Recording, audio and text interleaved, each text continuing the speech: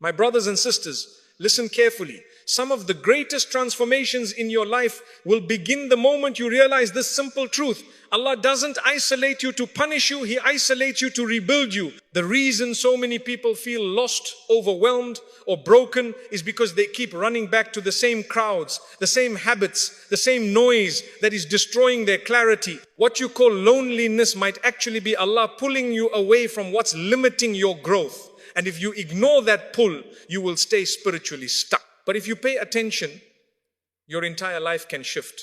When Allah wants to elevate you, He separates you. This is something most people don't like hearing, but it's the truth. When Allah wants to guide your heart, strengthen your mind, or purify your soul, He removes the noise around you. He distances you from certain friendships, relationships, circles, and environments. Not because He wants you to suffer, but because He knows you will never grow while you're surrounded by the wrong influences or drowning in constant distraction. Look at the lives of the prophets.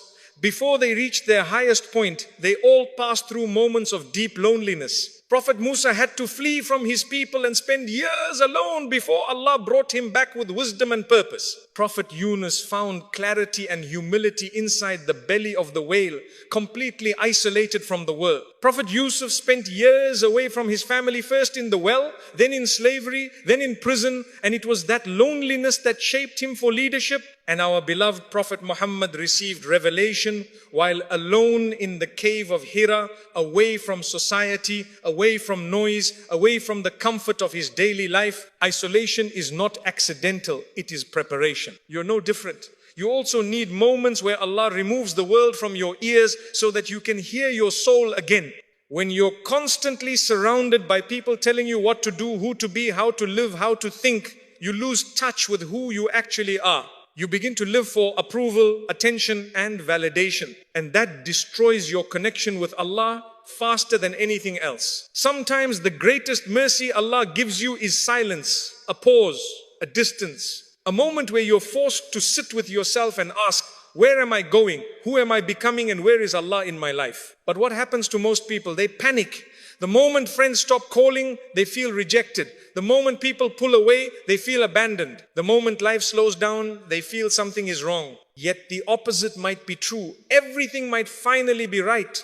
Because the loneliness you're feeling is not a punishment. It is Allah saying, you've relied too much on people, come back to me.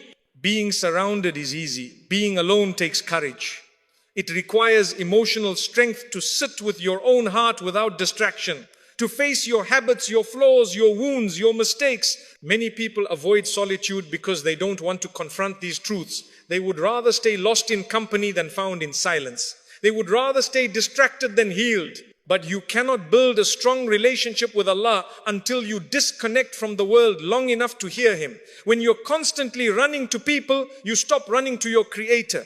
You chase attention more than you chase guidance. You look for comfort in humans while ignoring the one who controls your destiny. This is why Allah separates you, not to break you, but to build you. Not to make you lonely, but to make you spiritually awake. You're not being pushed away from people, you're being pulled toward Allah. And yes, it feels uncomfortable at first. You may wonder, why is no one understanding me? Why do I feel different? Why do I suddenly feel disconnected from people I used to enjoy being around? Because you're outgrowing them. Allah is shifting your environment so your heart can shift with it. Your soul knows when a season of your life has ended, even before your mind accepts it. Sometimes people are removed from your life because their presence is delaying your growth.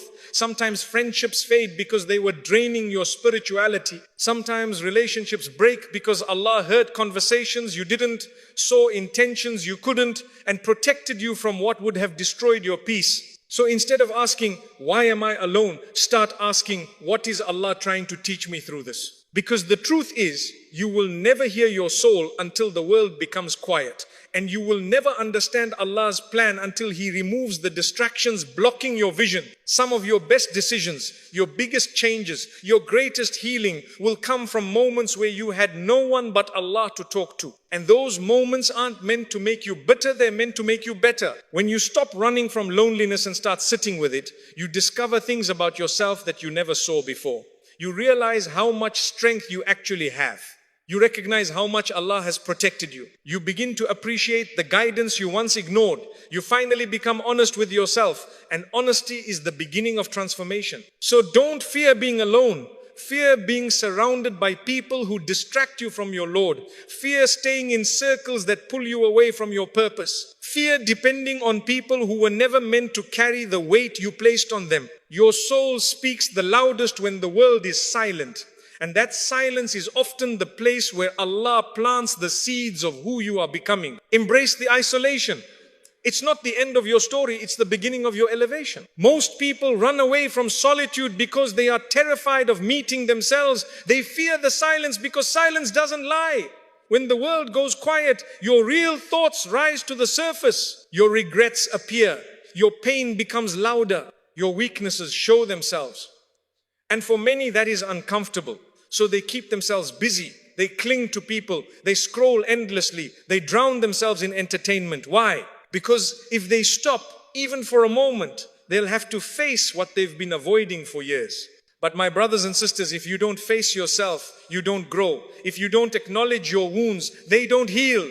If you don't sit with your own heart, you will never understand what is truly missing in your life. Solitude is not scary, it is necessary. It is where Allah reveals parts of your soul that noise keeps hidden. Sometimes Allah removes distractions not to punish you, but to give you clarity. He wants you to slow down long enough to see what's actually happening inside you. Many people move through life on autopilot, reacting, chasing, pleasing, escaping. They never stop to ask, am I happy? Is my heart alive? Is my relationship with Allah growing? Are my choices taking me closer to Jannah or further away? You cannot ask these questions while you're busy drowning in the world. When you're alone, you begin to notice patterns. You realize that certain habits are harming you, certain people are draining you, certain environments are darkening your heart. You discover that your attachment to people is stronger than your attachment to Allah. And that realization is uncomfortable, but it's also the beginning of your transformation. One moment of honest silence with yourself is worth more than a lifetime of fake happiness. You see,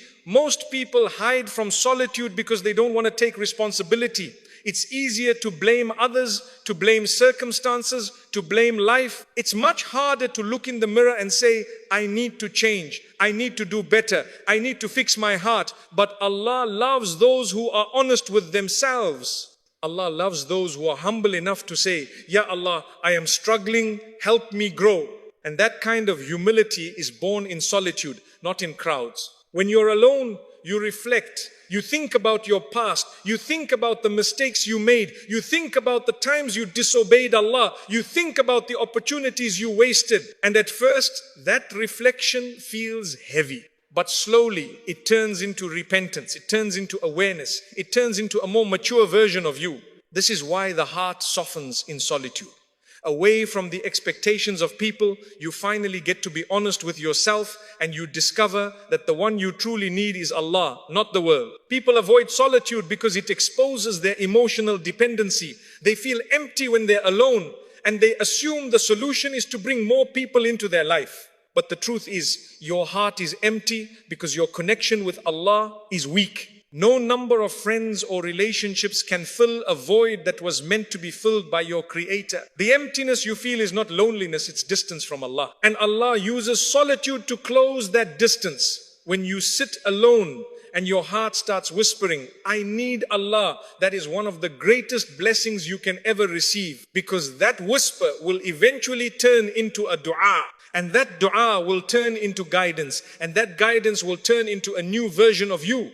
Some people never discover who they truly are because they never sit with themselves long enough to hear their soul. They mask their sadness with laughter, their fear with distraction, their trauma with busyness. But emotional wounds don't disappear just because you ignore them. They stay, they shape your decisions, they affect your relationships, they influence your behavior.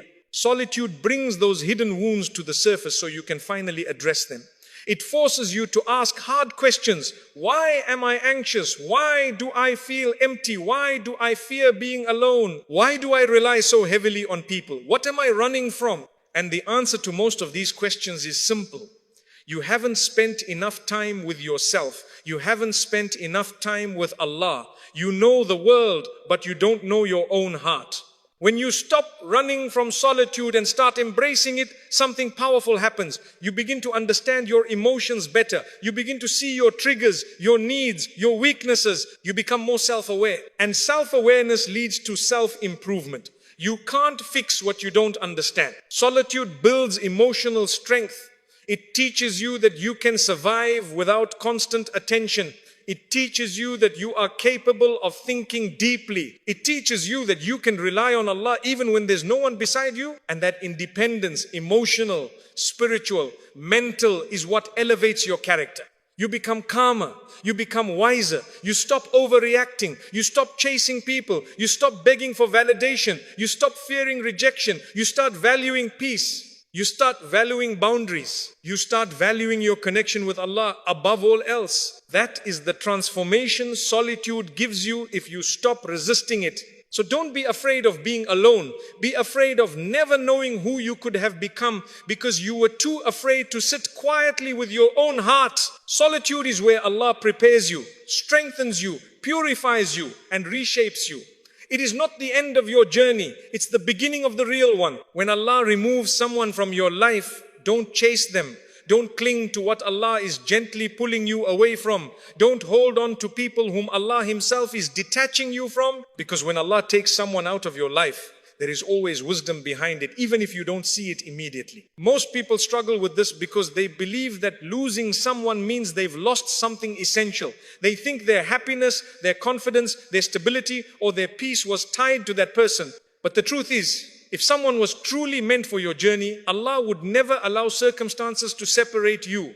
And if He removed them, it's because He heard conversations you didn't saw actions behind your back you never witnessed and understood intentions you couldn't read. Allah knows what you don't know. Allah sees what you cannot see. And Allah protects you from harm even when you're begging to keep that harm in your life. Some people leave your life because they were silently breaking you. They were draining your heart, influencing your character, or feeding your sins, and you didn't even realize it. You were too attached, too emotionally invested, too blinded by desire, comfort, or familiarity. And Allah, out of His mercy, removes them so you can breathe again, think again, and find yourself again. Many times, the pain you feel after someone leaves is not because they were good for you, it's because you built your life around them. You gave them a place in your heart that was never meant for any human, a place reserved only for Allah. Attachment to people becomes dangerous when it replaces your attachment to Allah. This is why Allah sometimes breaks those attachments.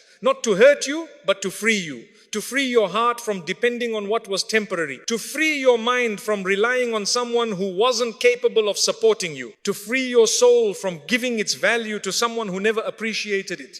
Some people's presence delays your growth. Their character drags you backward. Their influence weakens your discipline. Their energy kills your motivation. Allah sees this long before you do. And when He removes them, you feel pain only because you were holding on too tightly to something that was never yours to begin with. You see, the people Allah removes were never written into your destiny. They were seasonal, meant to teach you a lesson, not to stay forever. And when that lesson ends, their chapter closes. But humans struggle with closed chapters. We chase closure, explanations, apologies, clarity. But not every ending comes with answers. Sometimes the only answer is Allah protected you. If someone walks out of your life, let them walk. If they distance themselves, let them distance. If they stop choosing you, let them go. Because when you chase people, you're indirectly telling Allah, I trust them more than your plan for me. Don't let your desperation block the blessings Allah is trying to give you. When someone leaves, it often means your next chapter requires a new environment, new influences, and new strength. You cannot grow properly in soil that is unhealthy. You cannot elevate while you're surrounded by people who want to keep you low. You cannot become who Allah destined you to be if you're attached to people who are not part of that destiny. Sometimes the people you pray to keep are the very people Allah removes because they would destroy your future. Sit with that truth. Allah does not take anything away without giving you something better, but the better only arrives when you stop running after what He removed. Growth requires space emotionally, mentally, spiritually. When Allah takes someone away, He is